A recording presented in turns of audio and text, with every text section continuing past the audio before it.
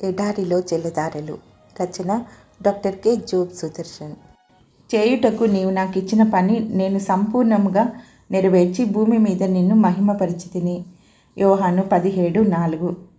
Mark 15:21 నుండి చివరి వరకు ఉన్న వాక్య భాగంలో కనిపిస్తున్న 4 సంభవాలు ఈ సువార్త సందేశానికి చక్కటి మంగళవాక్యం పలుకుతున్నాయి. 3వ, 6వ, 9వ గడియలు మార్కు ప్రస్తావించాడు. 25, 33, 34 వచనాలు. దోషి తన సిలువను తానే మోసుకుంటూ బయలుదేరాలి. కొంత దూరం వెళ్ళాక సైనికులు కురేను దేశస్థుడు సీమోను భుజాలపై ఆ సిలువ పెట్టి మోయించారు. యేసును అరెస్టు చేసినప్పటి నుండి ఆయన అనుభవించిన యాతనను తలుచుకుంటే ఆయనకు సిలువ మోసే బలం లేకపోవడం ఆశ్చర్యం కాదు.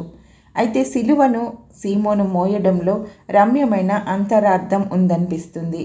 దోషి తన సిలువను తానే మోయాలి. అలా మోయడం తాను నేరం చేశానని ఆ ఊరేగింపును చూస్తున్న వారందరికీ సాక్షార్థంగా ప్రదర్శన. యేసు నేరస్తుడు కాదు, మనందరం నేరస్తులం. మనందరిలో ఒక్కడిగా సీమోను ఆ సిలువ మోశాడు. సిలువ మరణం వరకు యేసుతో వెళ్తానన్నాడు సీమోను పేతురు.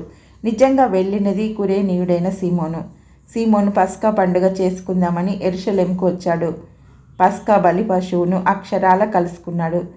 ఇతడు, ఇతని 2 కొడుకులు అలెగ్జాండరు, రూఫస్లు రోమా విశ్వాసులకు పరిచితులే అయి ఉండవచ్చు. రోమా 16:3. మత నాయకులకు ఇంకా కక్ష తీరక సిలువ మోసిన చోటికి వెళ్ళి ఆయన దూషించారు. తమ నాయకులు చేసినదే సామాన్య ప్రజలు కూడా చేశారు. వారు ఆయన్ను ప్రవక్తగా, రక్షకునిగా, రాజుగా ఎగతాళి చేశారు. వీడు ఇతరులను రక్షించాడు అని వారు హేళనగా అన్న మాటలే అక్షర సత్యం. నరుల ఆగ్రహము నిన్ను స్తుతించును. కీర్తన 76:10. 6వ గడియలో 33వ వచనం. చిమ్మ చీకటి దేశమంతా అలుముకుంది. సృష్టికర్త పడుతున్న హింసలకు సృష్టి అంతా చీకటైంది. అది అద్భుతం, ఇది అద్భుతం. సహజంగా కలిగే గ్రహణం, ఇసుక తుఫాను, మబ్బులు కమ్మడం కాదు.